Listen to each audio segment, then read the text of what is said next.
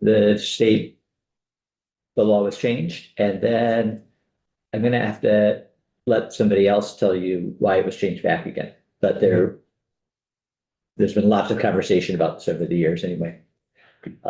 John, Just give us some context. Does this, and Kirby probably will fill us in anyway, but does this speak to that prorating that was done of properties that No. we had a lot of discussion about? yeah, Last year. Jill can also, when Jill Remick's in this afternoon, you can speak to why they didn't feel comfortable moving ahead with that after looking at more data. And it seemed like it might have been a good idea, but then I think the data didn't support it. Okay. Anyway, Kirby, thank you for joining us. And are you able to share your screen? Okay, if you want to just add a little context and then pull up the bill, I don't think it's very long. So good morning, Kirby Keaton, Legislative Counsel. I'm the person who handles the tax portfolio. That's why I'm here. The tax side of current use is what we're going to talk about. The House Ways and Means Committee is considering a miscellaneous tax bill. A large portion of what's in there at the moment were administrative proposals from the Department of Taxes. So everything we're going to look at is what department is proposing for that bill. There are 3 sections relating to current use and land use change tax that we're going to look at. They're not all land use change tax, but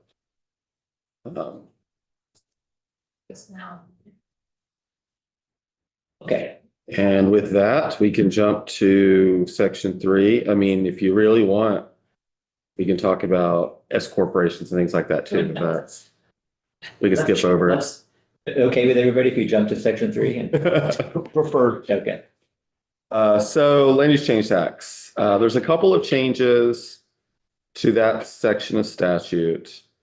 First is on, I know you don't have this probably pulled up quite yet, but the first on page 4, where there's a change relating to what this does happen. You were a moment ago, you were talking about the valuation for a portion of a parcel.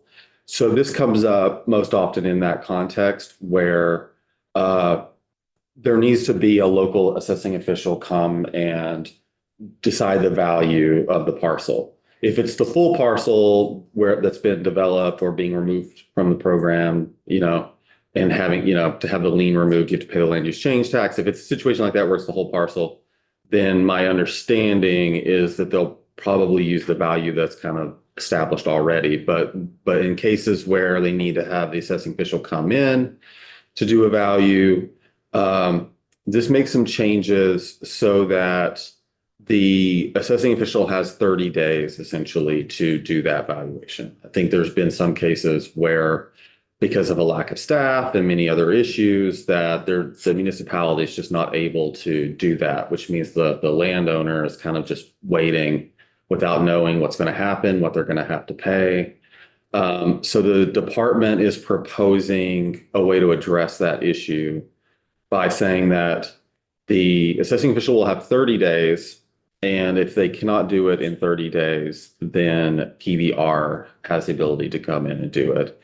And then PBR would have 30 days from that point forward to value the parcel. PVR is Property valuation and review. part of So the tax department. pretty much when you see me, I'm in here, I'm most likely to be talking about current use and the division within the Department of Taxes that administers current use along with the equalization study and property taxes is called property valuation and review.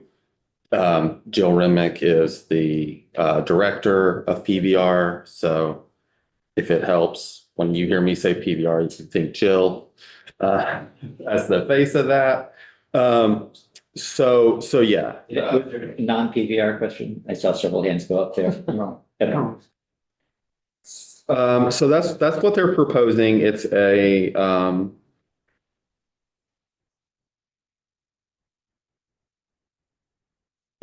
way to address that issue previously, when Jill testified on this in Ways and Means, she did mention that this doesn't mean that the department doesn't want to work with the municipality if they're struggling to get it done in time. It's just a way forward to move the process. John, question? Just for clarity, Kirby, so previously, it's as, you know, there's capacity from a lister to get to this. There's no real deadline. Yeah, that's the current law. Okay. This proposes that 30-day requirement. Was there some reference somewhere to a 14-day period? Am I? Yes, that's a different change. But to fully address your question, in current law, we have some of it here. You can see there, like on line 11, that in this case, determination, the law does require that the determination be made within 30 days. That's what the director notifies the local assessing official.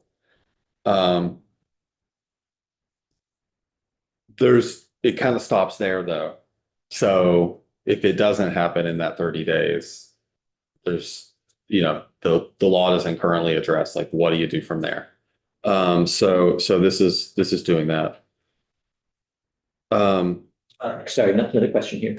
Yeah, the local assessing official, is that the same as a lister? It is, or if a municipality instead uses an assessor. Yeah. I think there's some people have feelings around whether you say lister or assessor, so we say both together, assessing I official. just wanted to make sure that I understood clearly what that official is in my town. I think for most, it will still be a lister, I think. Another change here is having to do, so currently a municipality can keep up to $2,000 of the land use change tax for partially or related to doing like this work. So the department is also proposing that if it does have to step in and do it instead, that revenue would not be shared with the municipality. And instead, it would be deposited like it is now. The part of the land use change tax that goes to the state has 3/4 going to the ed fund and 1/4 going to the general fund. So there's proposing that if the state keeps the money that would have gone to the municipality, that it also gets split up in that way. Richard. So none of that. Of course, it depends on the values of these changes, but I can understand 3/4 going to the ed fund. Because that property being current use is retracted, negative on the ed fund. But there's some of it that's a negative on the municipality as well, because of the lower value. Why would it all revert to the general fund? Why wouldn't it go back to the municipality to offset their local taxes? I think that's a good question for Jill. Okay. Yeah. So the policy decision that they were recommending, but just could be the way that it's written. This only happens if the town doesn't do anything for 30 days. If the town does what it's supposed to do within 30 days, then it gets its $2,000. Yeah. Yes. Yeah. Or whatever portion. Yeah. Okay. Good way of doing it to make sure it gets done. I think that's the idea. Yeah, no, I agree. I Yeah. agree on the 2,000. Yeah, but as far as the background about why the revenue is split up the way it is, that was a decision made by the General Assembly previously. Jill may have some institutional knowledge there. I'm not aware of exactly why that split was made in this case. Does some of the land use change tax go to BHCD? It's just the ed fund and general fund. I mean, I think, VCB gets some funding from the general fund. So if you want to look at it that way, but not directly. It was, Property transfer taxes. oh, that's the one. Yeah. The 0.2% or 0.2%. Right, not this one, yeah. I'm having trouble interpreting what it means on line 2, where it says if an owner erroneously appeals. What is that scenario covering? Oh, thank you. Yes, this is another thing they're proposing that's related. They're just proposing what you could call a taxpayer-friendly change. Currently, if you don't like the value that's done in this situation as a landowner, you would need to appeal to the municipality. But because taxpayers are often dealing with the Department of Taxes as administering the current use program, they'll send their appeal to the department. And then the department has to then forward that to the municipality. So they're suggesting that the law be changed so that whether the person sends their appeal to the department or the municipality, they meet their deadline requirements for a timely appeal. The wrong easily means that one we're sending to the wrong place. Yes, Thank you. that's exactly what it is. Got it. Thank you for that question, because I was wondering the same thing. So this is a different 30-day period? This is 30 days that the homeowner or the property owner has to appeal. It's talking about a different 30 days here then.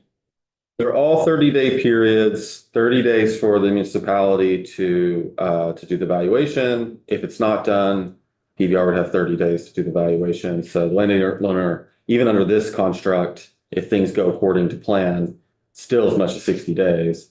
And then the landowner would have 30 days to appeal. Okay. And under current law, it is 14 days. That's the 14 days that you had brought up before.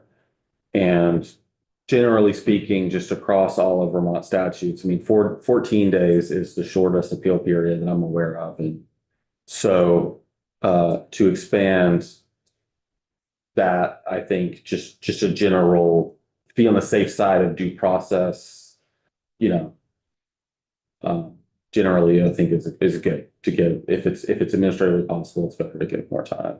Giving another couple of weeks to people to Yes. see what's going on, file an appeal. Especially how things have changed recently with a lot of these things go through the mail and people are becoming more and more disconnected from that. And then also when it comes to anything legal, people have to sometimes go get professional help to understand it. And it's just 14 days is a lot for all the things that could go wrong. Does the property owner have a right to appeal the director's ruling? Does it go to Superior Court then? In either case, it would be an appeal to the municipality. Now, the municipality could, if PBR did the valuation, they'd have to work with them from there. But this proposal is not trying to change the way the current appeal process works there. It's just including PBR in some cases. 14 days, that's the current law is not in this bill.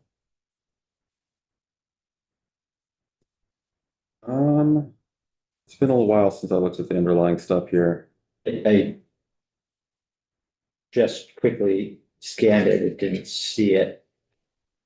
And we don't need to get hung up on that, but Yeah, it's a good question. I know, I mean, since the language is being added there to provide the 30 days in this case.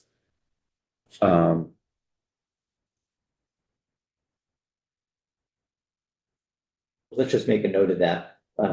Certainly not critical, but Yeah, no, it makes me think that maybe there's other 14-day periods that they're relying on for other things. So that would be something to think about if to review those appeal periods for everything current use related. other questions? Do you have one more change? Yeah, should we go on to the next one then? So the two big ones here is about the valuation and PBR possibly doing it, and the other one being the appeals, the appeal period being a little longer, and the ability for the taxpayer to just appeal to PBR and for that to count. Okay.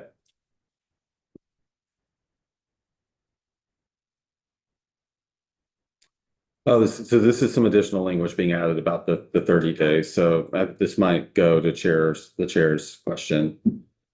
When it comes to the fair market value determination, there is language here adding the 30 days to be clear.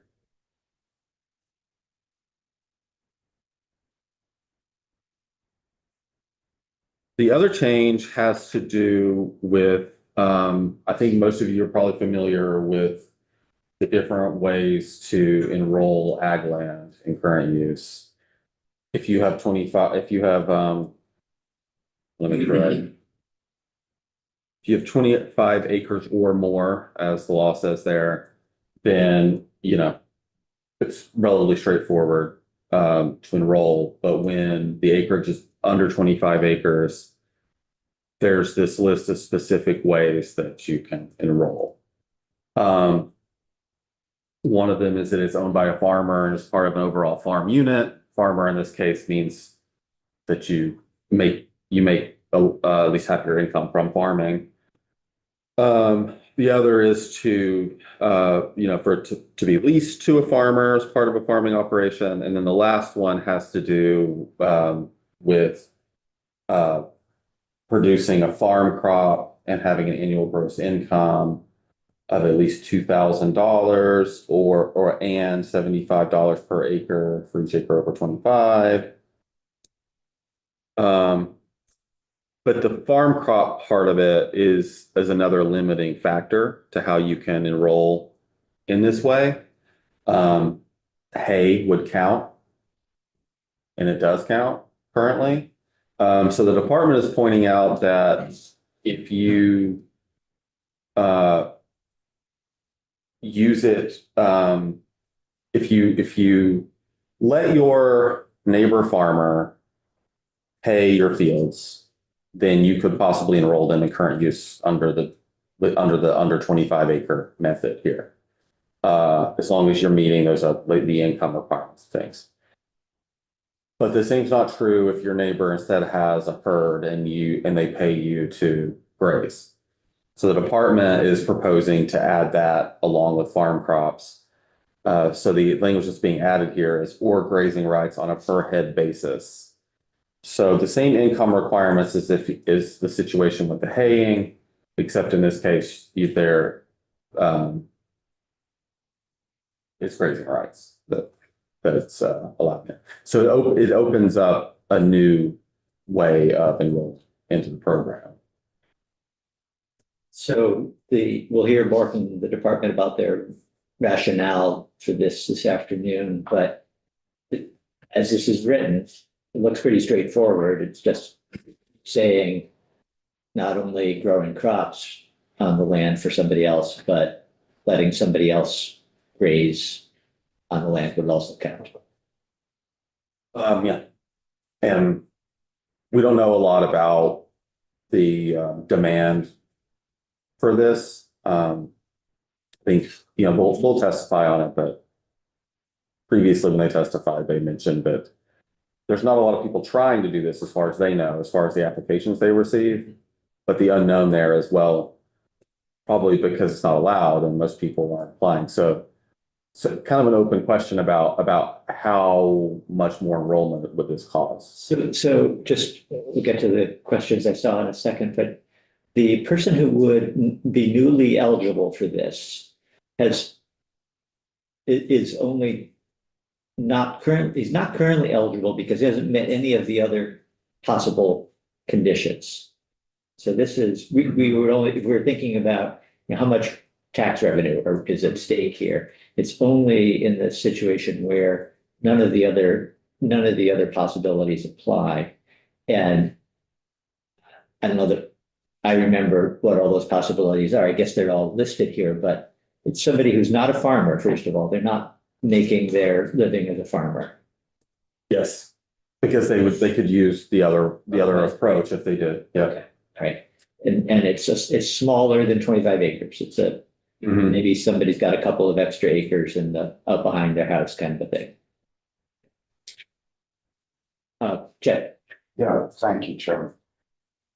I have land that for years let neighbors, dairy farmer has been cropping it. He's in the verge of going out of business. Another neighbor who has grazed, who raises beef for a collective of friends and family, has been grazing. We don't do it other than to be neighborly and have our field stewarded. But it's good to know, I think it's a good policy or good change if that acreage can be either grazed or cropped for the budding or nearby farmers. Is your land in current use already that? No, I took it out on a, one of those exit passes, I think in 2016 or 2017.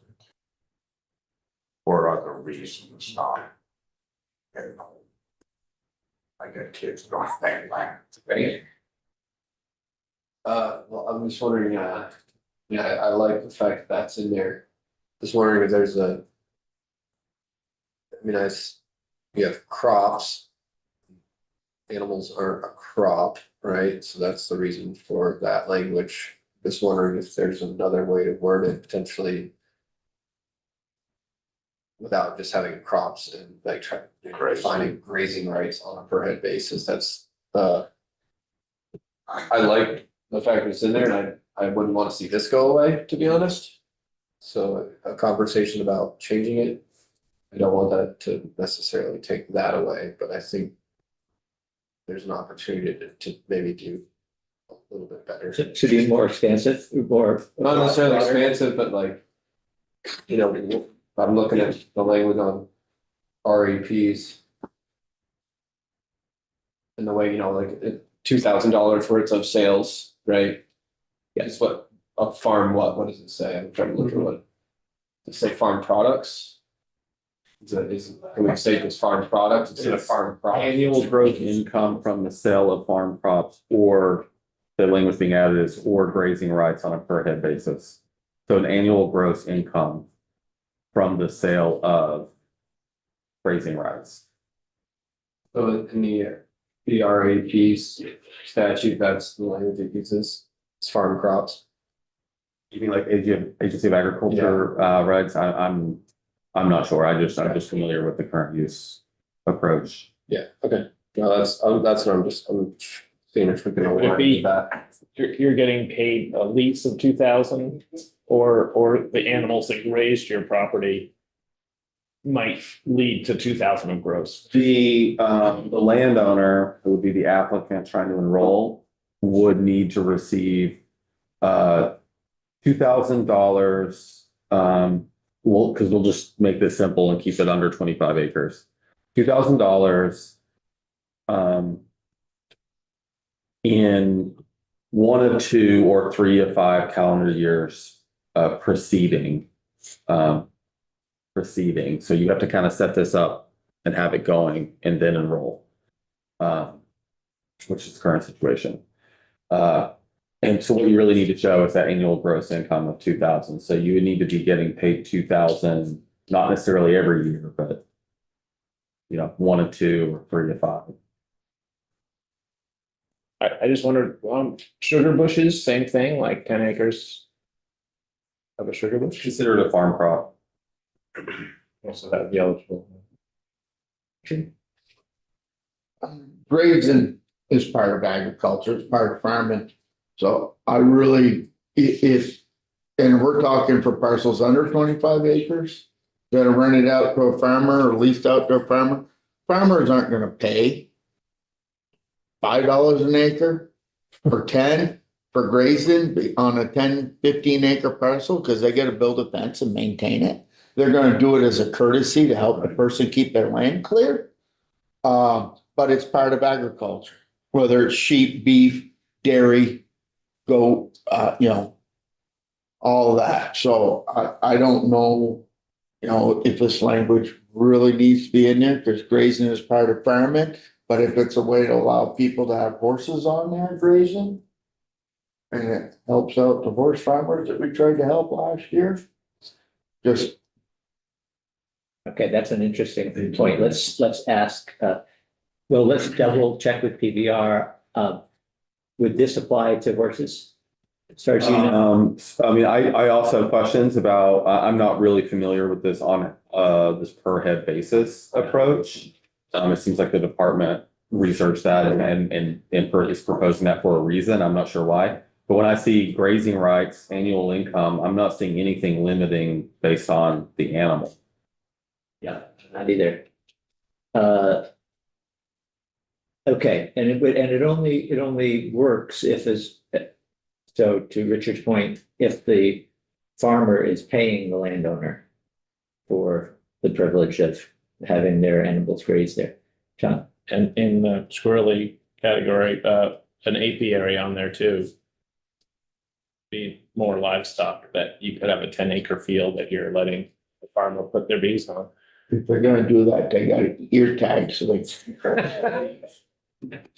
You know, Chairman, if I can just follow. Yeah, I mean, why don't we save the discussion because we're already over and we got a really tight schedule here. We will pick this up again this afternoon, and if there's not enough time this afternoon, we're not, nobody's forcing us to make any quick decisions here. The only thing I would add to that discussion though is that, I mean, this language does allow you to do a combo. So it could be grazing rights plus farm income from something else to get you to that 2,000. Be interesting to hear from the tax department where this proposal originated. Kirby, thank you.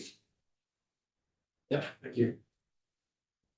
Just something to flag for later too is, do you remember where we left off on Ann Vineyard Laundry? We solved that problem.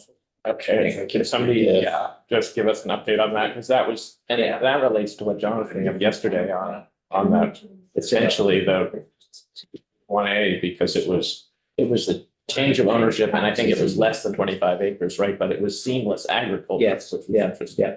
yeah, we can ask Joe this afternoon. Okay. All right, interesting discussion, and now switching gears to a different interesting topic. Jamie Fidel, Jamie, come on up. And just make sure you're muted. Yeah.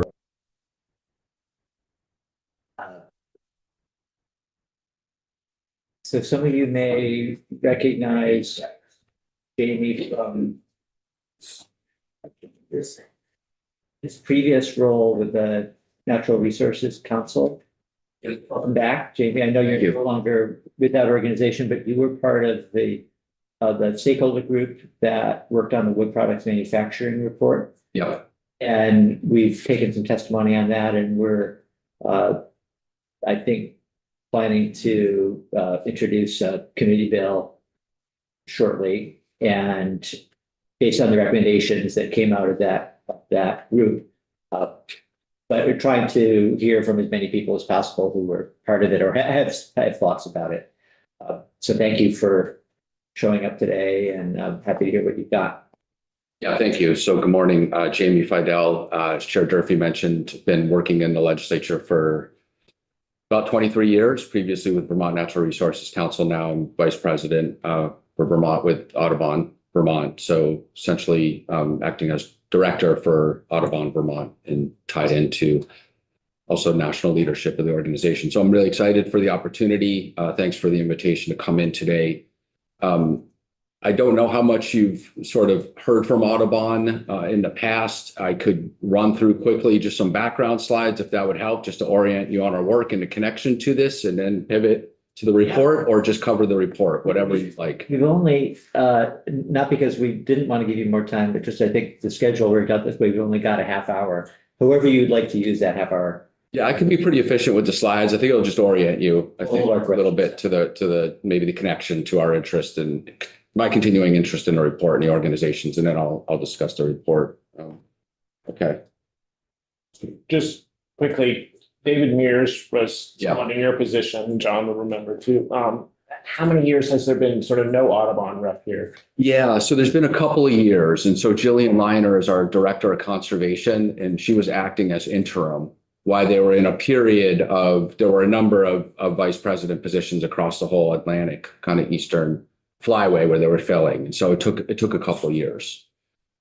But we do plan to have a presence here as much as we can. we'll be hiring a policy manager fairly soon, so be boosting capacity to do more policy work and help you with any issues where we could be of assistance.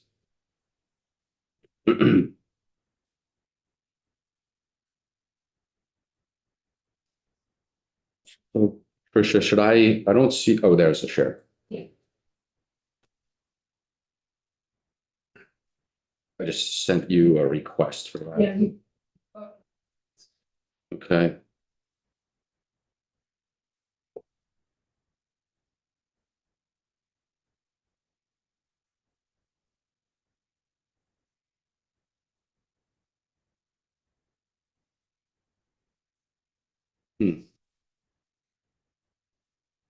Sort of you're already on the. fortunately freezing. Let me back out of that and then bring, but it was kind of, Yeah, because you're there already, so. You can go to the share button. right, but this seems to be, for some reason.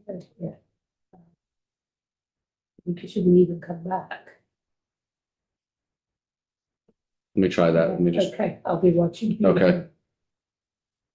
Yeah, that did work. Let me try this one more time.